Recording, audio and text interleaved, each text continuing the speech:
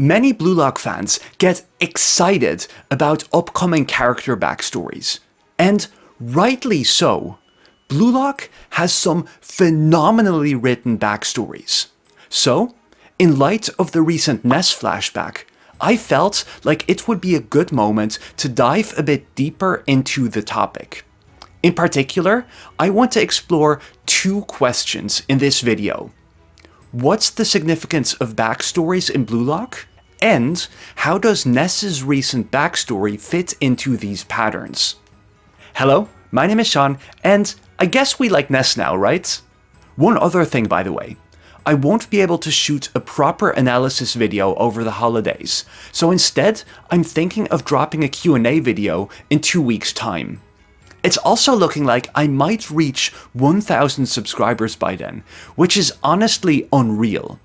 Anyways, I'll drop a link to a post for the Q&A in the comments, so feel free to send me any questions about Blue Lock, or some of the other series I've covered, or even, anything else really. Now, back to the topic. If we're looking at Blue Lock, most every backstory fulfills two basic functions. On the one hand, it serves to flesh out the cast. After all, for most characters, we learn how they became who they are through their backstories. And as an added bonus, this backstory helps to endear them to us readers. But at the same time, Blue Lock's backstories are so intriguing because they serve as vehicles to explore its overarching themes.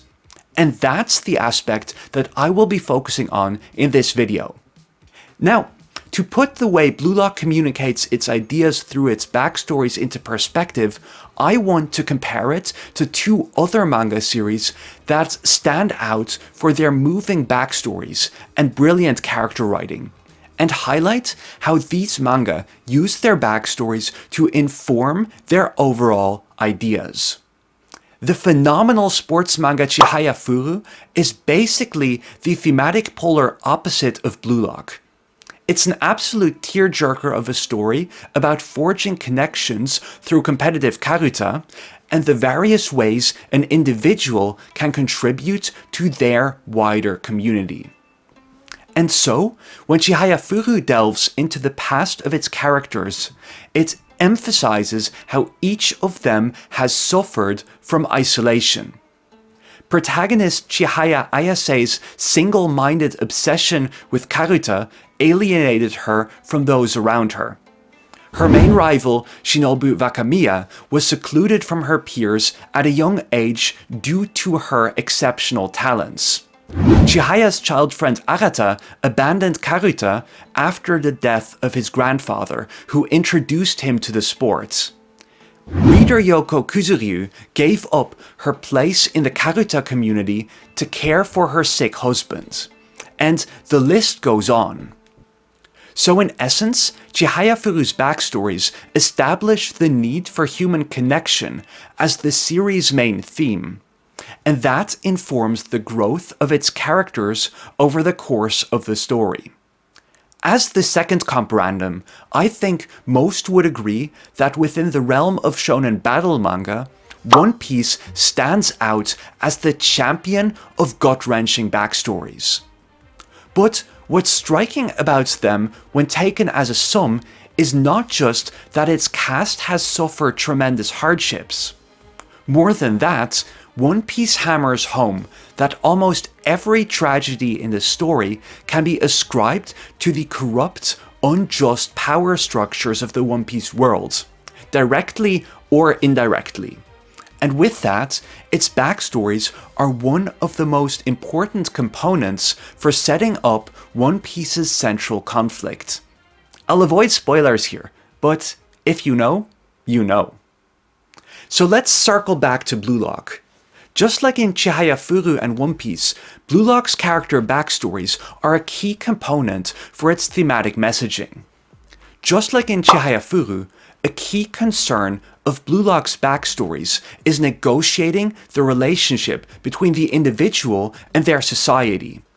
But interestingly, it leverages a similar focus on isolation to reach diametrically opposite conclusions.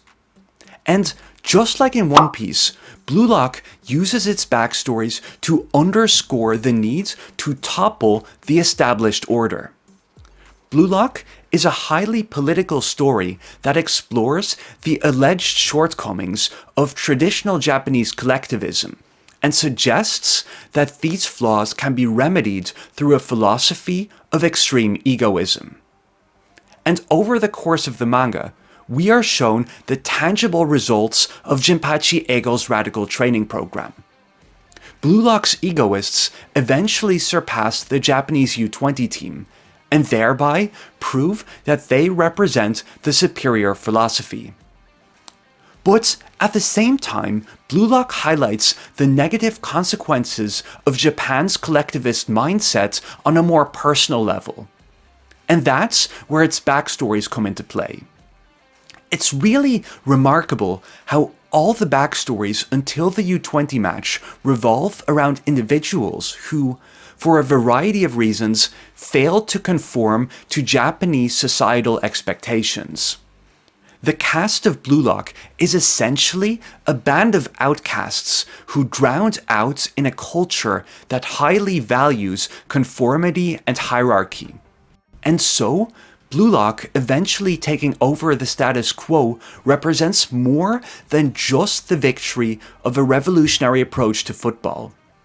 It's a coup d'etat of the misfits who were neglected and left behind by Japanese society at large. A kind of revenge of the nerds, as it were. Now, before you all start furiously typing away in the comments, I do not want to claim that every backstory in Blue Lock is always and only about this one particular issue. I could easily name a few examples that don't quite fit the mold. But in my view, focusing on the outliers detracts from the clear trend that is highly relevant to Blue Lock's overall messaging. So, let me take you on a whistle-stop tour through Blue Lock's rich catalog of backstories, and I hope that you'll see the red threads running through them. Hyoma Chigiri used his talents to challenge the concept of hierarchy that is ubiquitous in Japanese society, and thereby earned the ire of those in positions of power. So when he eventually tears his ligament, Chigiri's fall from grace also symbolically represents the consequences of overstretching the boundaries of propriety within Japan's highly stratified social order. Reo Mikage had access to every conceivable privilege that Japan had to offer since his earliest childhood, and yet he couldn't find any fulfillment in life. But when he eventually discovered a dream worth pursuing, his parents outright dismissed it and insisted that he'd embark on the normative career path of climbing the corporate ladder. Wataru Kuon started a football club with high-flown ambitions, but his aspirations clashed with his teammates' conformative mediocrity. And so, Kuon's efforts were rejected by his teammates. That's his reward for trying to stick out from the crowd. Shohei Baro was a talented striker who easily muscled his way to the top of his team. But since Baro's teammates simply accepted their place in the social hierarchy, Baro remained alone at the top and never learned how to properly communicate and cooperate with others. And as a result, Baro became fixated on maintaining his position at the top of the pyramid for its own sake. Yet, by focusing on pushing others down, he stunted his own growth in the process. Meguru Bachira was obsessed with football from a young age, but instead of being celebrated for his dedication and skills, he was ostracized by his peers. And by virtue of being different from those around him, Bachira ended up lonely, misunderstood, and isolated, playing a team sport all by himself. Sai Itoshi was hyped up as a prodigy from an early age, and soon landed himself a spot in one of the world's top clubs. But this exposure to the world's best gave him a rude awakening. It taught him that he'd only reached the top of a tiny pond. As Sai discovers, Japan's fondness of equality produces mediocre players and failed to prepare him for the world at large. Comrade Oliver Aiku was asked to relinquish his personal ambitions in favor of his team's success. The very thing that Jinpachi Ego disparages at the start of the manga. But by doing so, all his individuality got nipped in the bud. Broken and disillusioned, Aiku attempted to fight back against the established order by obliterating all the lackluster strikers that are churned out by a broken system, as a defender. Yet, even these efforts prove futile. As Aiku becomes the face of Japan's U20 team, his act of resistance ultimately props up the status quo. Now, let me tie all of this together. When looking at the sum of Blue Lock's flashbacks, it's really astonishing how the manga manages to craft unique backstories for each of its characters that still tell what is fundamentally one single story. In Blue Lock's Japan, the individual will meet resistance and suffer when they stand out from the crowd. But now, with the advent of the Blue Lock program, the time has come for the outcasts to be vindicated and claim their rightful place at the top. That brings us to current manga events. And I realize that this might have been a bit of a roundabout way of getting at the point I want to make. So here's my basic claim about the recent Ness flashback. If the backstories of the Blue Lock players serve to shed light on the shortcomings of Japan's football culture and Japanese society more broadly, Ness's backstory similarly highlights the flaws of the German worldview, or, more concretely, Bastard München's football philosophy. Let me explain what I mean by this. Like the Blue Lock players, Alexis Ness never fit in back at home. He fares from a family of scientists who sought to explain the physical world through natural causes. Alexis, however, was different from his siblings. From an early age, he was captivated by the magical, by the inexplicable. This belief in the impossible sets him on a collision course with his family, who belittle and reject his fantasies. Now, here's where it gets interesting. The rational, scientific ethos of the Ness family reflects, fundamentally, the same values as their national football culture. After all, Blue Lock characterizes German football as rational, data-driven, and fixated on the ends rather than the means. So with that, the manga suggests that Ness is a misfit in German society at large, similar to how Blue Lock's resident egoists clashed with Japanese collectivism. Moreover, in both instances, the manga uses football as a vehicle to debunk an alleged national ethos. Just like how the failure of Japan's team-first mentality critiques how Japan subordinates the needs of the individual to those of its society at large, Ness's backstory suggests that the German celebration of reason above all else is equally misguided. After all, Ness sees football for what it truly is. Football players cast a spell on their audiences and draw out their inexplicable, irrational tendencies. In other words, this is where the magic happens. So for Ness, becoming a professional football player is an act of resistance against the ideology that has stifled him all his life.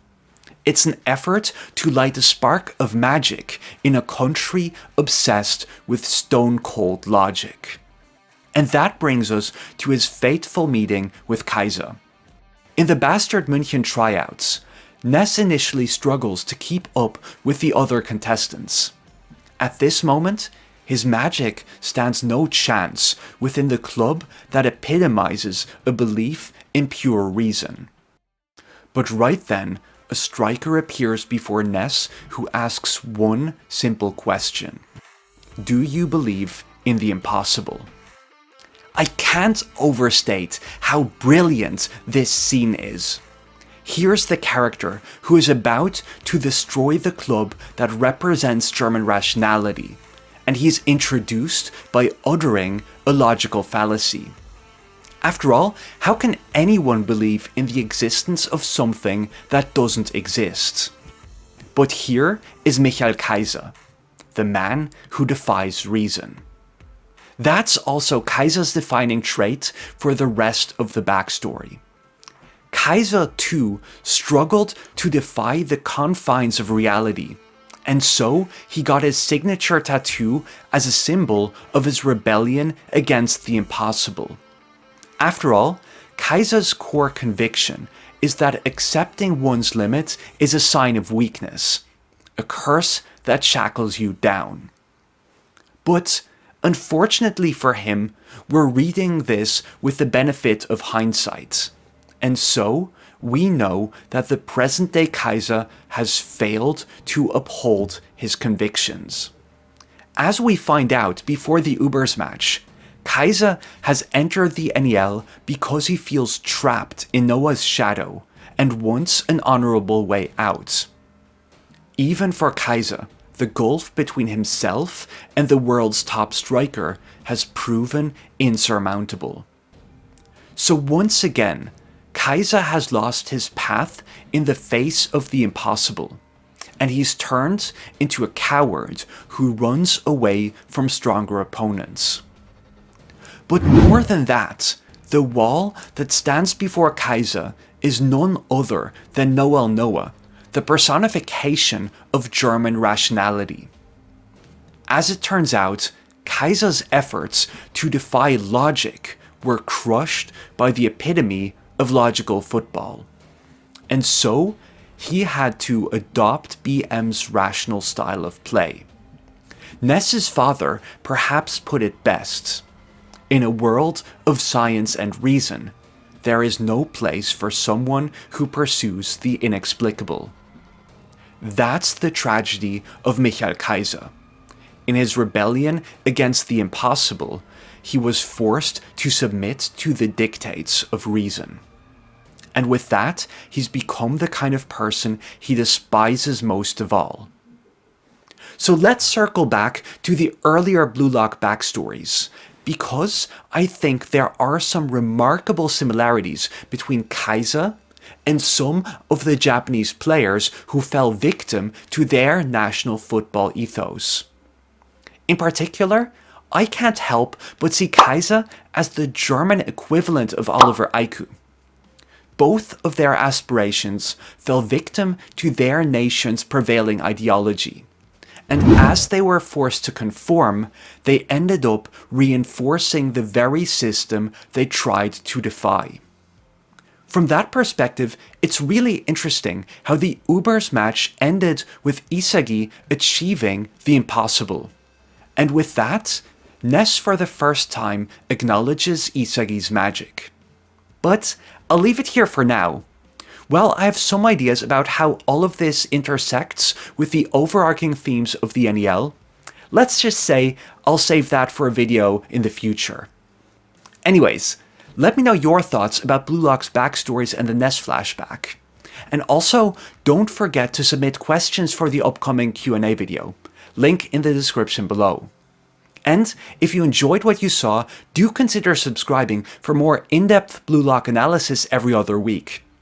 It's mad to think that I might be hitting 1K subs before the end of the year, and I really appreciate all the love and support you've been showing me over the past months.